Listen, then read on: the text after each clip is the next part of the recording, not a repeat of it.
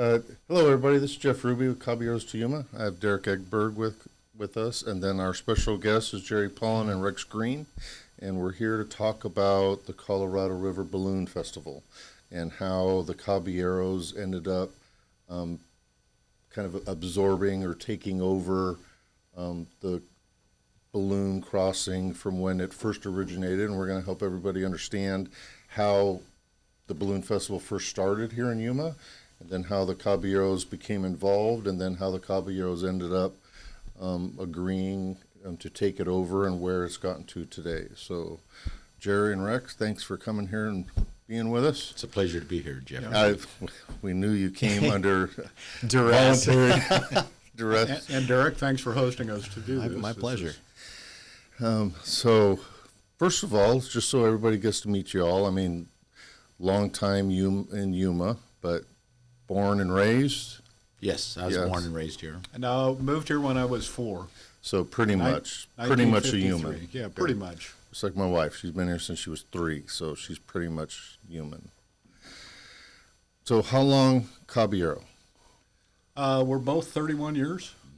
So we came in together. No, I was slightly ahead of Jerry. yeah, about 3 or 4 months ahead of me.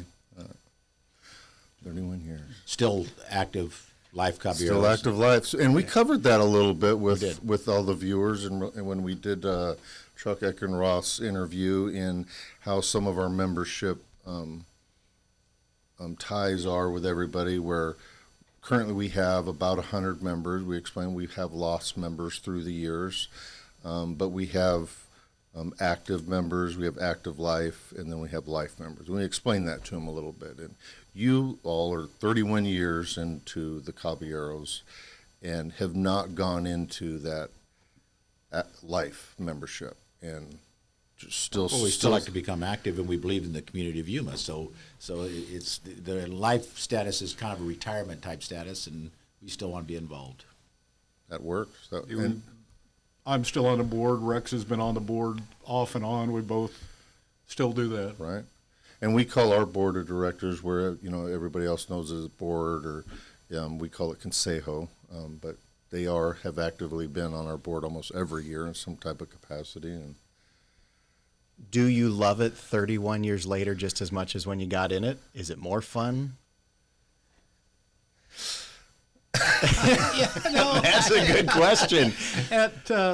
Still love it. Yes, yeah, still love it. Otherwise, we wouldn't be doing it. Yeah, both of us still love it, but it's there's different challenges than there were 31 years ago.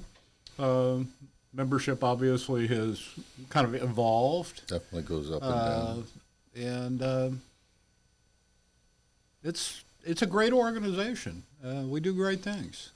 Some of the challenges are sometimes we want to reinvent the same wheel, and so because like Mador, the Balloon Festival, we've been around for 30 plus years. It's kind of like, well, we tried that 25 years ago, and it was not completely successful. But somebody wants to try it again. Let's give it another shot. Yeah. And we've seen things take 2 or 3, sometimes 4, especially in Mado, where they're, we want to try. Well, really, you've tried it like 3 times, and it Hadn't worked, and maybe it will. 4th time's a charm. Yeah, Come on. Could be. Somebody's up for the challenge, that's for sure. So. well, the ups and downs definitely would make sense, because like my year of being El Pres, I dealt with the COVID right at the tail end of mine, and I was having to make some decisions in there with my board, and of course public. Everybody was having to deal with decisions, and some liked them, some didn't, and luckily my board stayed with me, at least when they faced me face to face, but we kind of had to shut things down there towards the end of that year, and that caused issues, not just for us, because a lot of people count on the Cabs. They're used to counting on the Caballeros in relation to contributions to the community. And that's one thing, since we're here to talk about the Balloon Festival and we're talking about COVID. The Balloon Committee that year came up with a very creative way not to cancel the event and still have it. That the public was anxious to get out of their house, and we had a nice drive-by glow, and it was a very successful event, a little smaller. We did get a lot of positive comments from that. them to be able to stay in their cars, drive through West Wetlands, and see it. And the balloonists, which I'm a balloonist, we all had fun doing it. Exactly. And the community got to do something and see that you're willing to help for the community's benefit, not necessarily for your own. So, and again, looking at what the Balloon Festival is, Midnight at the Oasis, one of the bigger fundraisers for the Caballeros. And the community. And the community, Yeah. but that's the driver of a lot of things where we can give money back. Is the Balloon Festival a very good revenue generator for giving back to the community? No, it's not. In fact, originally it was just to be a community event to support the quality of life in Yuma. And for the first 3 years, it was organized by a committee of some business people in Yuma and myself. And then the second year, Caballeros got involved in it as a sponsor. About the fifth year, it became too big a project for our small committee. And so Caballeros, it kind of transitioned over to Caballeros. And one of the things that we had talked about when we were transitioning it over is that it is for the community. It's not designed to be a fundraiser. Right. We did make a little money on it the first few years, and one of the ramadas down at the Crossing Park was funded by what was made with the funds from the committee, and then before Caballeros took it over, because we had some funds in an account. Right. So, And as we married these two groups together, it was one of the only times that Caballeros has had a committee made up of non-members and members, and we did that for a couple of years. So, great aspect in where you're both talking about how the Caballeros ended up coming in and taking this event. But to help everybody understand how some events come into Yuma that weren't even initially Caballeros. And Rex, you talk about you and a small group had just started talking about this and end up bringing in this balloon festival. Some people talk about how our business owners here are in for just their own money, and they're just gonna, they're here to take people's money and not give anything back. But I know from us talking before that some of that committee were business owners. absolutely, yeah. Carl Model had a dealership here, and Rob Ingold had the Coors distributorship here, and probably somewhere at lunch they started talking about it. Carl was from Albuquerque, and they were talking about the Balloon Festival, and it kind of just was a concept from a very casual conversation. At that point, Sam Pepper was at the newspaper then, and so he had Brad Messer and Lori Stoff that worked for him be part of the committee because he wanted the community involvement also, Right. and he was a Caballero. And then we had Bill Bishop from the Convention and Visitor Bureau as one of the first members, Bill Jewett as the only balloon pilot from Yuma, and myself, I believe that was. I believe that's right, yeah. So you had a bunch of people that end up being business owners or main components of their businesses or the firms they're in that come in with this idea and have nothing to gain for their businesses. They're really coming in with this idea of let's do something for Yuma. As a matter of fact, I'm not sure who funded it, but they did hire what's called a balloon meister, which is the person in charge of making sure balloon operations are safe and that. A fellow named Bill Heck out of Phoenix, who was a first balloon meister in about, 6 or 7 years. But it came out of one of those businessmen's pockets to hire him that first year. I'm sure he got reimbursed, but they were banking on this working. So for the community, when you say Balloon Meister, that's probably one of the first times anybody's ever heard that outside the organization. What is a Balloon Meister, and why is that important to the event? Well, a balloon meister, and we've had 4 since the inception of this event, and it's a balloonist with a fair amount of experience that oversees the operation of all the balloons, recruits the balloonists, and makes sure that part of the event has nothing to do with sponsors or anybody else, just the balloonist. They make sure that part goes smoothly, because flying a balloon takes an FAA pilot's license. It's not something you just climb in and do. In the early days when Bill Jewett started, you climbed in and he taught himself to fly, and later on he had to go back and take an FAA exam, and we've all of us that fly have taken an FAA exam to be a pilot, and the balloon meister oversees that, and it's a lot like herding cats. So it's not lawn chairs and helium balloons and anybody in a backyard is what you're saying. You know that not entirely though, because one of the men who lives in Sedona now has done that's called cluster balloons. Most of the time it's a little more than lawn chairs, but sometimes where they have a bunch of helium balloons, and there's a fellow in Sedona that has done that, and he comes periodically and flies in our event. Does he still have to have an FAA license to do that? You know, I don't know. The reason I ask though is for the public. You know, when as a parent with small kids, you know, when you first took them out there, you don't realize that these are licensed pilots, and there's a balloon meister that literally has the ability to say, no, you're not flying because of weather or safety concerns. It's a well orchestrated event because of the balloon meister. Yeah, Bill Heck was our first balloon meister, and then a fellow named Bob Romaneski out of Phoenix did the second group. I did it for 10 years, and now my son took over this last year, and looks like he'll be the balloon master for the future. So what's the hardest decision a balloon meister has to make?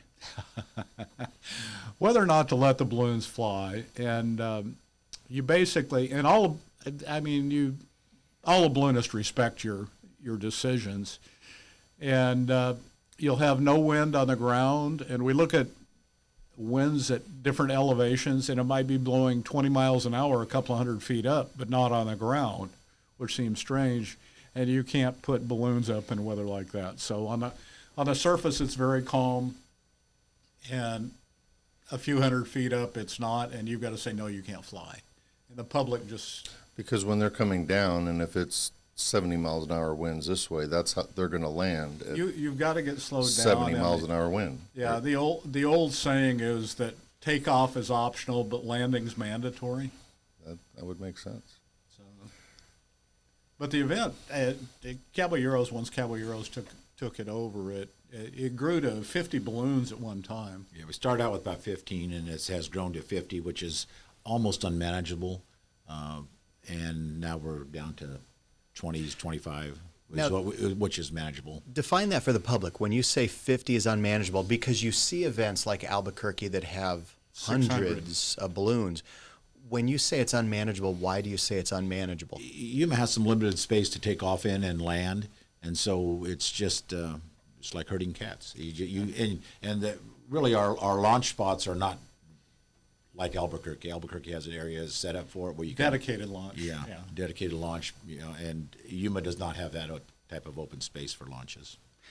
The other issue that we run into in Yuma is our event is the weekend before Thanksgiving every year, which we're looking perhaps at modifying that a little bit. But that's just when all the leafy green vegetables are beginning to sprout up, and the first harvests are taking place about that time. And dragging when you land, a lot of times you'll drag the basket for 10 feet, 50 feet, whatever, to get it slowed down. And dragging through a lettuce field, the farmers frown on. And we've been very lucky. We've not had any major incidents, and we've been in a farm field a time or two, but not very often. The pilots are pretty good. Right. Mm-hmm. And it also goes to choosing the pilots that come. That's part of the balloon meister's responsibility also. We make sure so that we have pilots that aren't just like, I'm going to land in that field because it's all soft, and they're not understanding the food safety impacts and the economic impacts to that farmer. We typically don't invite pilots with fewer than 50 hours, which is quite a bit in a balloon. Okay. But, on occasion we'll get a newer pilot, and you talk to all the different people that know them and see how they fly. And we're also near the southern border, and that becomes a concern of, we could get their balloon back. We have the connections, but that it could take some time. If they were to fly into Mexico, the red tape that it could cause of Well, I've flown in Mexico, not across the border, but I've done events in Mexico, and the rules just change every time you do it. So Right. you just don't know, and it's you don't want anybody doing Understandable. that. And you know, with it so close in proximity to the west, it's only 4 miles from where we take off. But the prevailing winds from the west wetlands take you to Somerton and San Luis, and typically that's where our flights go. Now, there's one other thing, though. Tell me about the base, because Military. you've got the military base that, what's the flight issues flying over or around the base as well? Anyone that knows that's a pilot that's listening to this, we're Class D airspace, which is controlled, and we're in an unusual place because our tower is a military tower, and there's very few of those military towers around the country, and especially has a joint civilian military. Jeff's very involved in that right now. But the base has been unbelievably cooperative. The tower, we call them 10 minutes before we take off, and they said, well, let us know if we can help. And it's been very much support from the Marine Corps. And YPG has provided weather stations, portable weather stations for us also, which is very helpful in having a safe event. They've always been hugely part of. And you talk to the pilots, we have better weather than any event in the country, including Albuquerque. Oh wow! I mean, it's unbelievable how much cooperation we get from the Army. And I think that's one of the things I would like to bring up, that watching what you all have done and what the group does with these events, there's so much going on the backside that people don't realize the amount of work and effort that goes into them, whether it's just the weather station, whether it's the communication to a base, whether it's hiring the right pilots. How far out are you prepping for this event? When you say it's typically the week before Thanksgiving, when did you start for that year? You don't ever stop. So the event ends and you're already planning for the next one a year out. Yeah. Trying to lock in pilots on. We have a new chairman for our event this year, Frank Saldana, and 2 weeks ago we were in Lake Havasu. There's a balloon festival in January in Lake Havasu, and he came to Lake Havasu to see how they ran that, to where he could see if he could get some ideas for ours. So it's a year-round thing. So spending his own money and time to come meet up you there. Yeah. To Every Caballero spends his own Oh, money and time. yes, we do. Yeah, and yes, honey. Sorry, no vacation for you this year. Well, all our wives know that we spend our own money. The other thing but is, there's Derek mentioned there's a lot of wheels going on. There's so many other things than just the balloons flying. I mean, you've got visitors that are coming to see it. You've got to get them parked. You have to have some vendors around for them to have something to do. Hotels for the pilots. Hotels. We've got a great partner with Yvonne Peach and the hotels these days. She's a great partner. And the committee feeds the pilots very well. Rex has a lot to do with that. There's so many moving pieces, and this is a good size event. Nothing, of course, compared to Mado, but there's still all those moving parts. And when we talk about this event and the public goes out, this is one of the big events that the public is always waiting for every year. The biggest thing they're always asking is, are the balloons going to go up this year? And the biggest thing, we're like, well, cross our fingers on the wind. I mean, certainly hope we're so. always, it's weather dependent, but our community is always excited about this because everybody loves balloons. They love seeing them just inflated, and then they love seeing them up in the air. So It's an event that puts a smile on your face. So is that why you've done it for 30 years? The second year that Caballeros, the first year they sponsored, the second year of the event, Caballeros was a sponsor, and along with a sponsorship, and even to this day, you get a couple of balloon rides, weather dependent. And I was lucky enough to be drawn for that first balloon ride along with Les Lewis, who was one of our founding members. Les is, Yeah. we have Les is with us. Les is with us. His uniform is here on display. I remember Les back then. This would have been in the first one was 91, is that what? 91 was the very So this first would have been series. 92. Les had a video camera that he carried that thing had to weigh 50 pounds. Well, And he had it on his shoulder, and I have no idea whatever happened to the videotape, which would be something to find. But he videotaped the entire ride.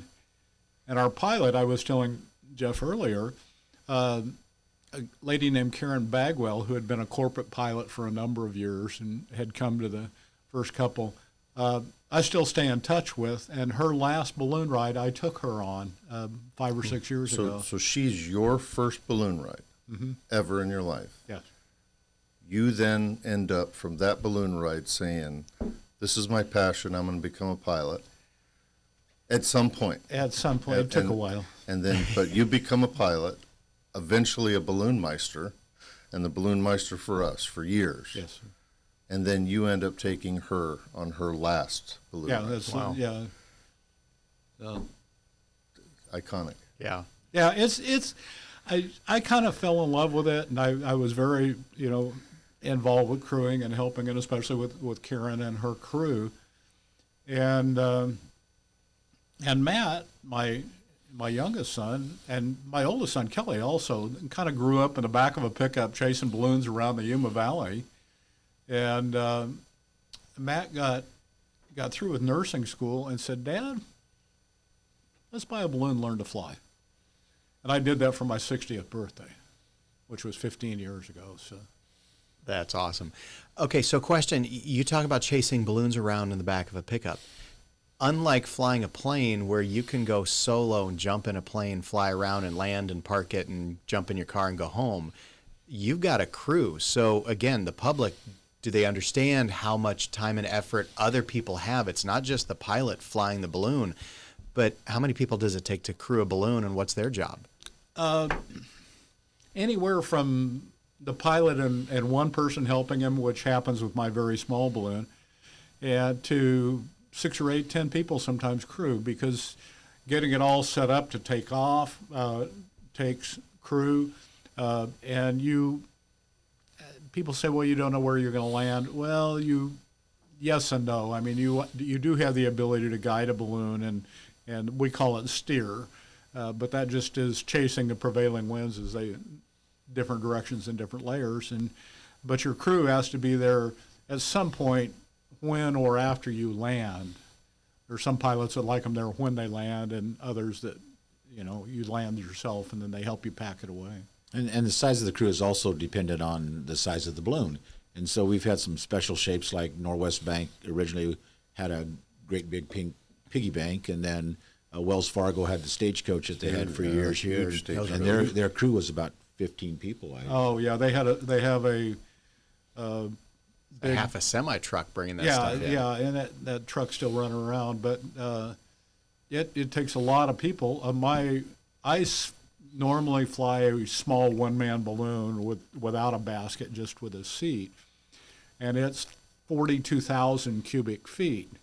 A typical balloon, sport balloon, will be 90,000 cubic feet, and some of the big ride balloons these days that they're flying in the Serengeti in Africa will be 750,000. Holy smokes. Cubic Now, feet. how many people does that lift? Because I know you see some Well, people say, can I get a ride? And there's one person. The big balloons, it looks like they're hauling a school bus below them. There'll be 15, 18 people in them. But the typical balloons that you around here hold 2 or 3, sometimes 4 people. The balloons that you see on the north side of Phoenix that fly passengers, typically they'll fly 8 or 10 at a time. Now, when the public comes out, I think you had touched on, and you had certainly said you took the first ride. The public kind of expects that they can take a ride on a balloon, and that's not what this event is set up for, although sometimes there's tethered rides. What's the difference with a ride and a tethered ride for you both? Well, a tether ride, you're tied typically with 3 ropes to the ground, and you only go up 50 feet or so. Right. But still, if you haven't been up in a balloon, The sensation is the same. It's pretty peaceful. it's when you're flying, it's very quiet, and except for the burner. And it's interesting because you will fly over people and you can carry on a conversation with them, and it scares every dog in Yuma County. Rex, have you been up in a balloon? I have, and it's an amazing sensation. It's like you're floating. Here's what's funny. Every time you ask that of somebody, you see they smile ear to ear. Yeah. Rex is not happy, and as soon as you say, have you ridden? He's like, Yeah. yep. Yeah, it's pretty impressive. Everybody should try it. And I think that's one of the reasons this is such a great event for the community is everybody loves it and everybody smiles when they see them. And even if they're floating over your backyard, you know, kids are out there waving at them, yelling at them. It's just a fun community event. One of the things, a lot of events have a set place. Everything takes place from one location, which I wish we could do here, but we just don't have anything. But we make it to where we try and have the balloons fly over town, because we could be out on the edge of town and nobody but the lettuce fields would see us. Yeah, historically we've had like 4 different launch sites. Originally we started out launching from the fairgrounds, and so when you take from the fairgrounds, the prevailing winds are out of the north, and so we went right over the Marine base and out into citrus, which has challenging to land a balloon in citrus trees, and so I think sometime later we started taking off from the convention center, the fields at the convention center. We had launches there on Saturday mornings, and it's the same thing like Jerry was mentioning. When you take off on the south end of town, you don't fly over town, you go farther south. And so we moved to these Ebola practice fields, and it was successful. It was successful, and then when they developed the West Wetlands, we started launching there. We've been launching the morning launches from the West Wetlands ever since then. And then we have, on Saturday evening, we have the Balloon Glow, which we haven't talked about, which is a huge spectator event. Right. So, and I'm trying to think of, Jerry, help me out on this one. When did we start the Balloon Glow? Oh, it's probably the second or third year. Because we launched in the evenings for a few years after. Yeah. Balloon glows are hugely popular around the country. It's where you can walk in. You walk in and among the balloons. You don't have to stay back, and you can walk up and talk to the pilots. And it's of an evening or early morning. Actually, some do it early in the morning, and the balloons light up typically to music. And your burner has a way to make it fire, and it has a yellow flame to it, which is not particularly efficient, but it looks good for glows. It's a candle then. Right. Yeah. And then sometimes we haven't done even those glows when the wind has been so bad, or that they're like, hey, you don't have the balloon lit up, you just have the burner. Yeah, it's called a candlestick glow, and they don't understand that. If you have the balloon up and glowing, yes, it looks pretty, but if it's windy and it'll light, could light. The fabric will burn. The fabric. It'll scorch it. And all of us have burned fabric. It just, if you've been flying a balloon for any period of time, you've burned some fabric, and you've had some rough landings. Because back to what you said, we cannot control the weather. Right. And there are times when the wind comes up during a flight, and the pilot will tell you to squat down in the basket and stay low while they land, and it just happens. There's no control you have over. You have prior planning is what you try and do, but nature sometimes deals you a. Understandable. So go back to the glow, and is that common for most events around the country? There's some events that's all they have. Okay. So for the community, again, small kids, what an event to walk through the fields and literally be at the basket looking up into the balloon when they're lighting that flame. And it goes from perfectly dark to like the sun is out and multicolors all over the place. But I think, again, as a community event, this is one of those things that, mom, dad, grab your kids, get out there, walk around the balloons. And the pilots love to talk to the kids. This year, we unfortunately were not able to put the envelopes up and just did a candlestick glow. And this is the first year in quite a while I haven't been to Balloon Meister, and I got to play. But my one-man balloon and another fellow that has a one-man balloon, which, again, is just a seat with a burner above you, we had a line of kids that would come over, and we would let them sit in the chair, if you will, and reach up and light off the burner, and it again, it was a big smile for everybody. And the kids are smiling, but you're smiling when you're doing it. Oh, yeah. You know, one of the other things, we were trying to get people out to do things in the evening, and so the Balloon Glow benefits some of our nonprofits. We generally have the admission as a, Perishable food item. a non-perishable food item. Got that wrong. I was wanting to eat it when they brought it in. Okay, so Either the Salvation Army, the had to food come to our bank, table. the senior nutrition program. And we've tried to keep, there's no charge to go watch the balloons take off, and we've tried to, but we have to offset some expenses. So I believe the charge this last year to get in the Glow was $3. So it's a family affordable event. You can't even, hardly go buy a soda these days for $3. So. Well, one of the other things we have at the Balloon Glow, after the Balloon Glow, when the envelopes are down, the public's still there, we have a fireworks display that is sponsored by Mark Hansberger and Hansberger Refrigeration. For the last 21 years. 21 years. This is 2022 was his 21st year that Hansberger Refrigeration has sponsored that. He's been the one and only sponsor for that. Yes. Yeah. So when you say 2 launch sites, going back to the actual operations of this, I should say 1 launch site, West Wetlands, then the Glow over at Desert Sun Stadium, then back to launch again the next morning. Again, now you're managing multiple sites. You have vendors in both places. You have public parking.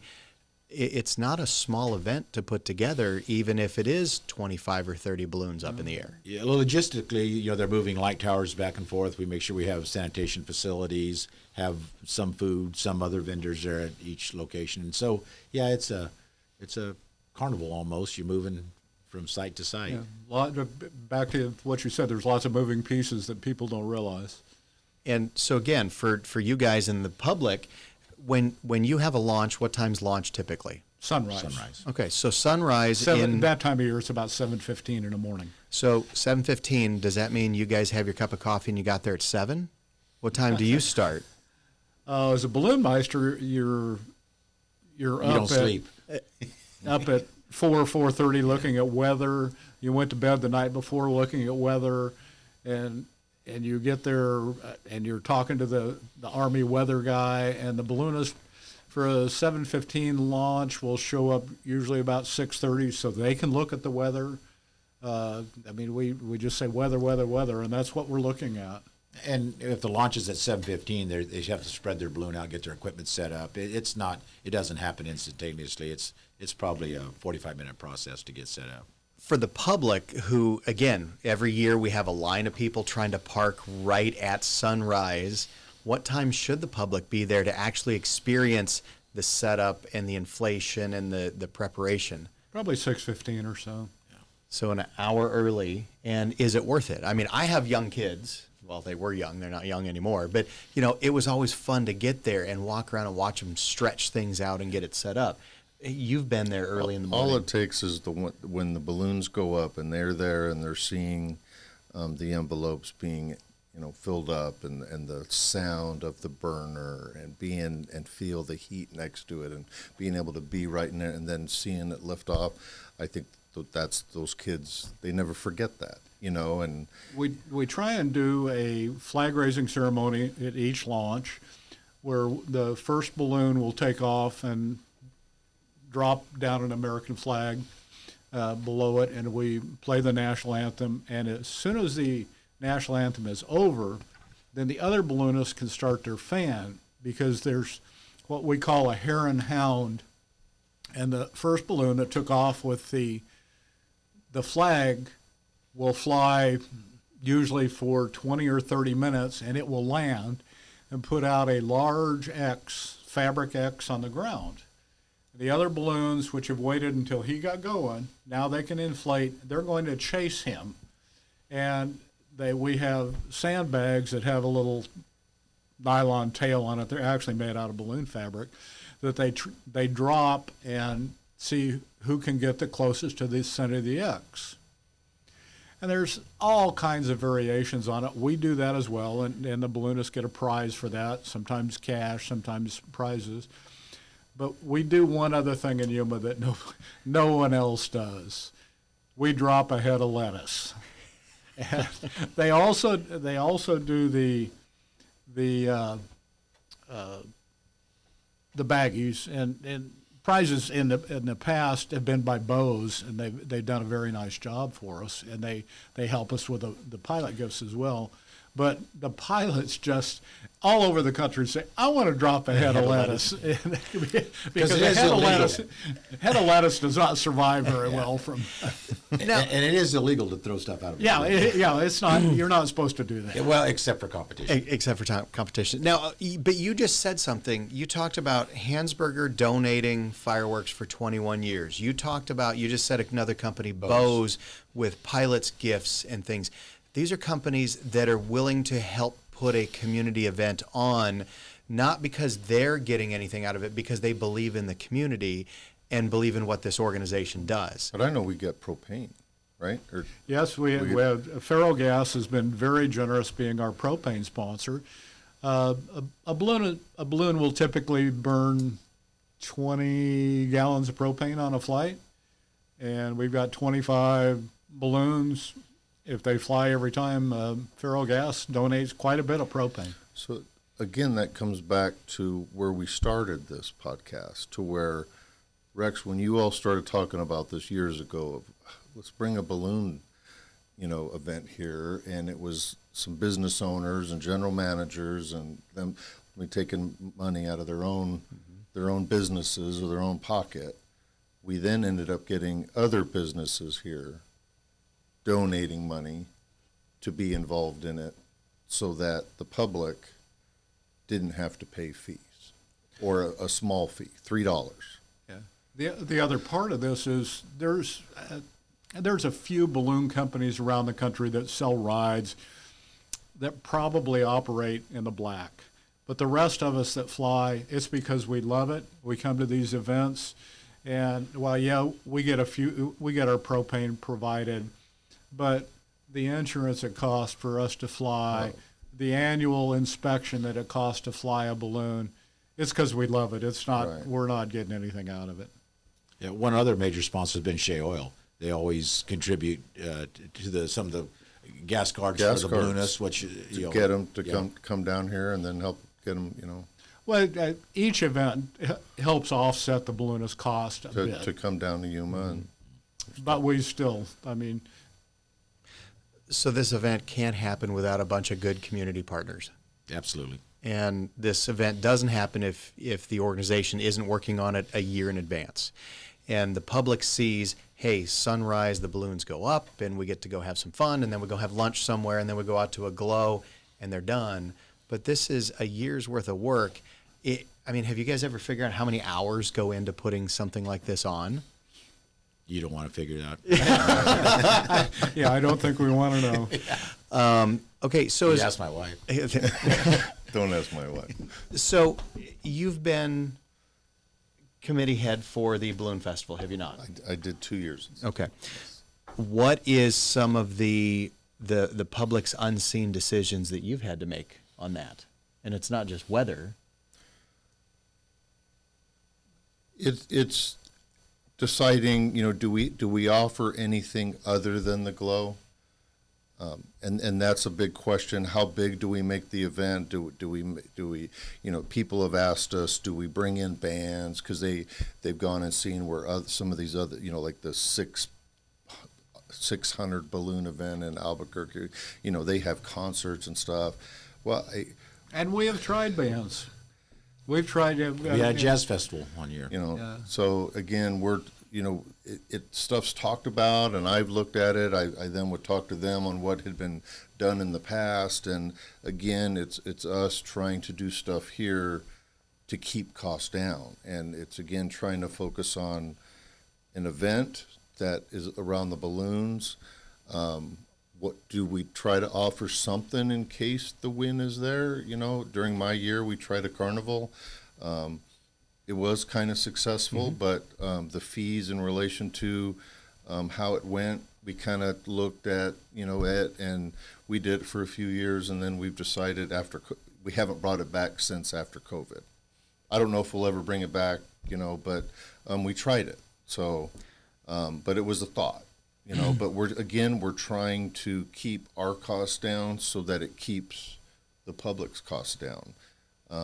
But we don't really want to follow when I was the chairman, I didn't want to follow what other events did. So I did go to Jerry, because since he's a pilot and flies, what do other events do? And what would you want to see added if we wanted to add anything to it?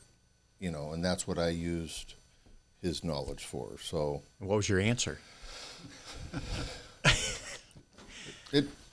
He was kind of like, there's all kinds of, he goes, well, if you have a concert, it kind of changes the whole dynamics of the event, and then you have to charge more for people to come in. And originally we wanted it to be an affordable event that people could come and smile. And then do you shut off certain sides of the field? And we didn't want to shut fields off. We've struggled with having tether rides because the public just loves tether rides. And again, that's where a balloon is tied up generally to 3 pickups and goes up about 50 feet and takes you up for, 4 or 5 minute ride. But we've had, first of all, you need a bit larger balloon so you can get a few more people in it. And the weather has not cooperated with this very well. We had it all lined up with this year with one of the nation's big ride companies that were going to come down, and the weather just shot us down even before we got started. And that's a risk that you have because it's a weather dependent. Yeah, the weather forecast actually. Yeah. And I just, like I mentioned, I got back from Havasu 2 weeks ago, and there was, out of a 3-day event, and they fly in the morning and the evening. They do it a little bit differently than we do, which was 6 opportunities to fly. There was one opportunity that was a little bit iffy, and maybe out of 60 balloons, they got 12 up in the air. So it just, didn't have a good weekend. And there, even the candlestick, we mentioned the candlestick were just the burners going off for the glow. They had one night that it was too windy for even that. Oh, wow. Wow. Now, you told me something when we were at a meeting previous, that the pilots love coming to this event because it's not a huge corporate money-making event. It's a good, fun community event. Tell me about that and what the pilots see differently here versus some of the others. There's an event going on in Phoenix this weekend, actually, that is put on by a promoter to make the promoter money. And I don't do those kind of events. I don't, I spend my own money on a balloon, and, I've got a lot of money tied up in balloon equipment. And, yeah, they'll give you a little bit, but it's just, I don't feel good about doing that. So if it's here, we do it and donate the money back. Like Havasu, all of their money goes back into to the community. Page has one now that's run by the Chamber of Commerce, and it's just money back into it. Bluff, Utah, there's one in this weekend, Sand Hollow in Utah.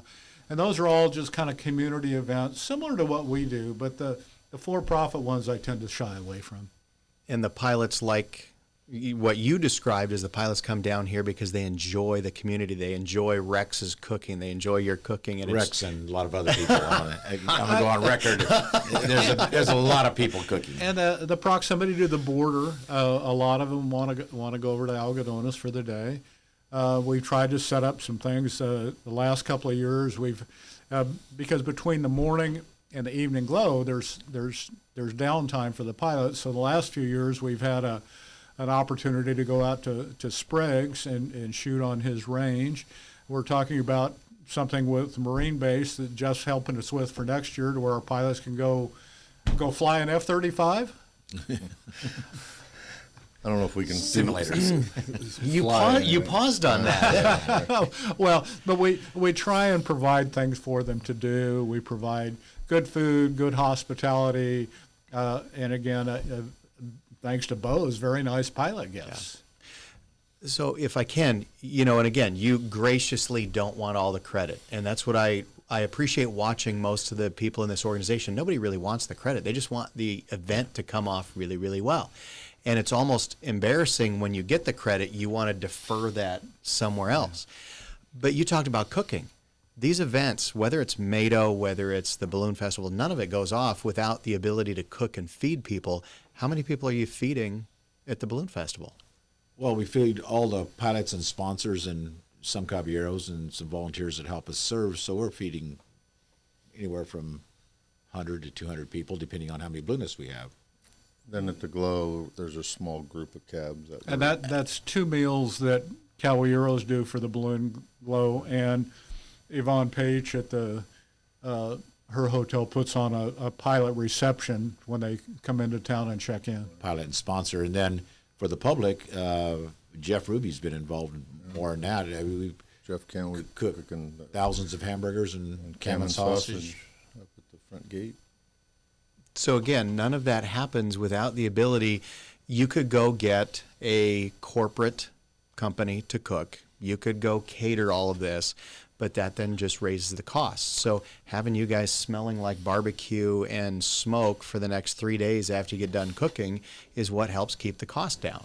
Well, for the most part, and there's a few exceptions, but for the most part, all the food vendors for most of our events are nonprofit organizations from around town.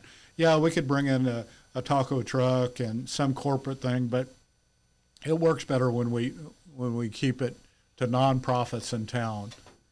Well, and we talked about that a lot when Russ and Chuck were here of what is the food area for Mado. All nonprofits. And for most of them, it's probably their largest fundraiser of the year, and it's a way that the organization gives back. But I love the fact that you talk about cooking, and it's not a small job. How long does that take to set up tables and chairs and cook for the pilots to give them something to do to make the event different? There's so many people doing it, it doesn't take very long. There's a lot of help out there, a lot of volunteers. And then Bobby Cammon he does the majority of the work. He makes sure all the food's ready to cook. So he orders inventories. Bobby Cammon's. And we plan on having Bobby in here to talk about cooking and the logistics of what he does with ordering. But we're not bringing him in unless he brings breakfast. Gosh darn it. He better be cooking in the parking lot. People to understand some of the supply amounts that he does in ordering. And but we talked about Yvonne, and I want to talk about Yvonne in relation to, we use numerous hotels in our events, but Yvonne Peach is one of our longtime Yuma residents here, and she's a local private owner of the Coronado Motor Hotel, historic, and the Yuma Landing restaurant. And the Yuma Landing, where she's hosting that pilot's reception. And she's been a long time supporter and sponsor of the Balloon Festival. She's done it probably the last 8 or 10 years. 8 to 10 years. Yeah, this is the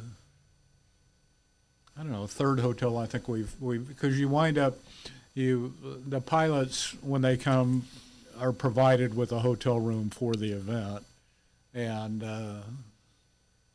I believe this is the third hotel we've done. Right. And it's just, and her hotel and restaurant just has kind of a warm family feel to it. She definitely takes care of them down there. So tell me, if you look at the event from inception to now, how much work has there been in growing this? Because I have to believe the first event was one field, few balloons launched, and high five and it was done, compared to a 2 or 3 day event, media launches, glows. I really don't know that it's changed all that much. We've moved around and had some different ideas, and we, as mentioned earlier, we grew as high as 50 balloons, which was almost unmanageable. But from the 15 we started with, the next year we probably had 20 or 25. We're still in that same number of balloons, and it's a formula that seems to work. Yeah. When the conversation first started back when you guys were talking about trying to get a balloon festival here, did it talk Was it there any expectation that it would still be going to this day, or was it just a short-term goal? I don't know if there's any expectations it'd be continuing, but obviously that was the hope. Right. But we just wanted to try it, and then we kind of fine-tuned it, and that's the thing. Kind of the same formula for Mado or our other events is you just kind of fine-tune things as you go forward, and hopefully you make it better. And I think we've made it much better than it was when we started out. We've got more sponsors. The community's really supporting it. And we're the longest-running balloon event in Arizona. Are we? By quite a ways. By quite a ways. Yeah, Page has been going, and they're going through a change right now. They had a group that ran it, and the city decided they wanted to take it over, so we'll see how that goes. Sounds familiar. Yeah. Is there anything that we haven't brought up here that you would want to get out to the viewers on the history of the Balloon Festival? It's just a good family fun event that brings a smile to your face. We try to keep it affordable, and it is actually kind of part of the Caballeros' mission is to improve the quality of life in the Yuma area, and it's not about making a lot of money, but we want to cover our expenses, and so that's what we do with our sponsorships from the other organizations in Yuma, or other businesses in Yuma, actually. And we've had some major sponsors. We've had a lot of major sponsors over the years. Started out with Carl Model and Rob Ingold, and then we had Norwest Bank, and we've had other banks. Underhill family sponsored us for years, and then Curtines and Feral Gas. We've had a lot of very, very We've had good community support. Yeah. So and currently, just when we started, there was Bill Jewett was the only pilot in town, and as I mentioned, he was self-taught. But now I believe there's 7 balloon pilots in Yuma. 7. And how many have you taught of those pilots? I don't teach. Matt's done a little bit. Gary Cass has taught both of us to fly, and some other people. But no, it takes a commercial license to teach, and I don't have that by choice. By choice. So from a non-flyer and a non-flyer, one of the things that I would love the public to know, and you touched on this, but we didn't go into it. When you're up there flying, because I did have the privilege of flying once, it's the most still, quiet, peaceful thing you can ever see. And I can see the addiction to flying, because when you're up there, you're moving with the wind, so you don't feel anything. Describe that. People always, it's going to be cold. Well, generally not. You've got a, huge 6 million BTU heater above you, and you're moving with the wind, and it's very quiet, very peaceful until the burner is very noisy. And I mentioned earlier, it scares the dogs, scares livestock. You've got to be careful with that. And you tend to go up and down to search for winds going in different directions to steer you where you want to go. I went up once. I don't want to go again. Okay. Was it the landing or the heights? No. Come on, big tough guy like you. Come on, Jeff. Linemen, linebackers are not made to go. Have you flown, Jeff? I went once with Jeff Johnson. Okay. That's when we went into Gadsden over the wall, and everybody thought we went into Mexico. Yeah. And so for the viewers, I went on a ride. Richard Sprague missed his sponsor ride. So Jeff Johnson, not Farmer Jeff, for all our viewers. Who is now a local pilot, by the way. There's a pilot that's Jeff Johnson, and so Richard Sprague missed his appointment to come fly on our media day Friday. So I got pushed to go up, and I went up, and so I went. Jeff Johnson was great. Were you holding on to the basket? Oh yeah. No, I held on to that pole. Wasn't going to do nothing, but I'm holding on to the pole, and I ended up doing a video because I did a media thing. Like, okay, well, I might as well make this productive. Maybe that's why Les held the camera too, as you guys that are scared of flying had to hold a camera. So we're flying, and he ended up going up late because he was waiting for Richard to show up. Okay, so all the other balloons that had gone up, because the winds were going towards Somerton, Gadsden, San Luis, and all the other balloons had taken landing spots that Jeff would have landed, and so we keep going, and I was like, oh, there's more spots, because he was like, I think we're going to need to land in a field. And I'm like, you are not landing in a field. I know these farmers' plots down here, So I started, you see the color on those sprinklers? That's this farmer's, we're not I'm not going to explain this to them. So we're flying, and he starts to see the wall, the barrier wall at gas, and he's like, we're going to Mexico. And I'm like, that's not Mexico. That's kind of a deception. And he's like, no. I'm like, listen to me. I was with NCIS at that time. And I'm like, that is not Mexico. So I explain, look over there. You see the river over there?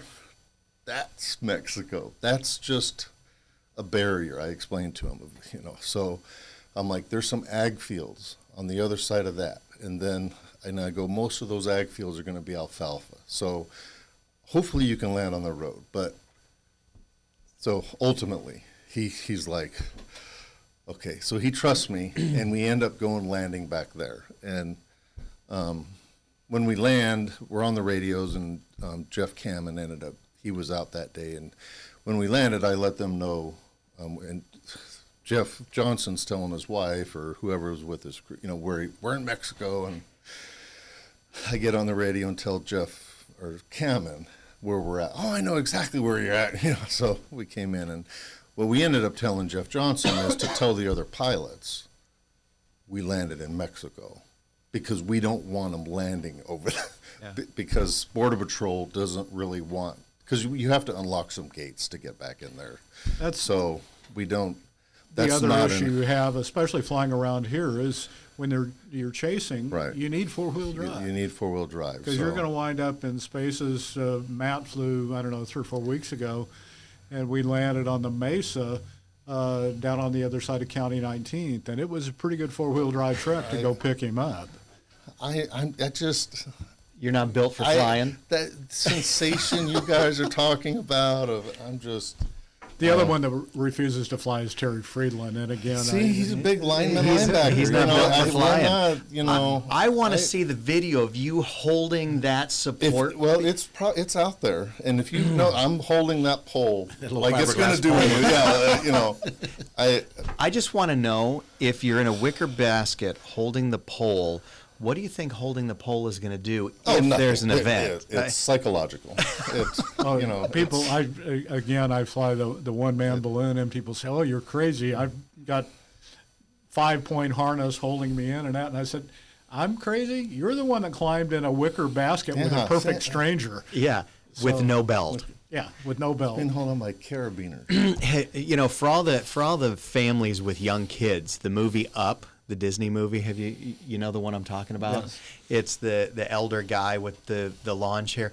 That's what I picture every time I see your chair come out, just because that was about the time when my kids were younger that they saw the movie, and then they saw that. So every time it's that visual.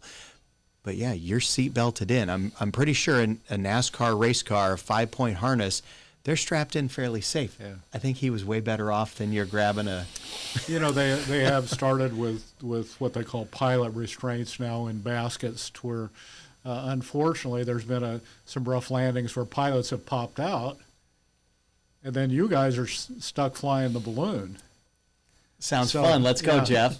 Exactly. So a lot of the ride companies now have gone to pilot restraints to keep the pilot from.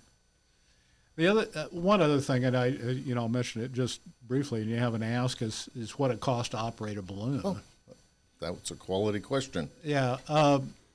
Typically, a new balloon in the 70 to 90,000 cubic foot, all set up in that new, is going to be about $50,000. Okay. There's used equipment around, and that you have an FAA inspection every year, which is $500 or $600. You have insurance on that balloon, probably $1,000 a year.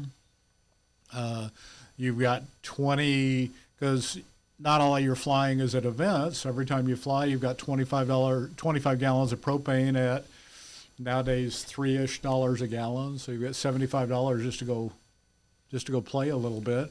And the balloons don't last forever. The envelopes tend to be good for 400 to 600 hours of flight time. The basket and burners and that, I won't say have an infinite life, but they last. They don't wear out like the envelope does. And the envelopes are made out of nylon, very similar to your jacket, ripstop nylon. So if I can, what you just said is most pilots have $50,000 to $100,000 of their own money into this. Some do. Some buy used equipment. I mean, you could get a balloon to learn to fly for $5,000 to $10,000. Will probably kind of rough shape, but still will meet the FAA requirements. And So similar to Mado, the guys and gals that have the cars out on the field that have put tens of thousands and sometimes hundreds of thousands of dollars into their cars for you to see, that's what you gentlemen helped bring to the community, is pilots that put their own money into it, business owners that were willing to put their own money into it for the benefit of the community. Agreed. Agreed. So, I mean, thank you both for helping start this Yeah. event. Thank you. So, I came on later. Rex is one of the. Right. But all off of just a simple conversation amongst Carl Mole and Rob Ingold. Robin Ingold. I think, taking a step back, I think that's what it sounds like most of the events were. The car show, Mado, was a conversation to offset losing the Padre spring training. What was and comment on that, but say the tower lighting, the pageant and the tower lighting had to be just a random conversation with people that said, yeah, we could do that. Yeah, and a lot of them are kind of like, this city is doing this. I think we could do that. They're seeing these type of events in other locations, and it's kind of like, I think Yuma would benefit for something like that. I think that's a great way to end it. Thank you, everybody. Thanks for watching. I hope you learned at least one thing, if not multiple things, about the Colorado River Crossing Balloon Festival and how it first started here in Yuma to where it is today and our future events.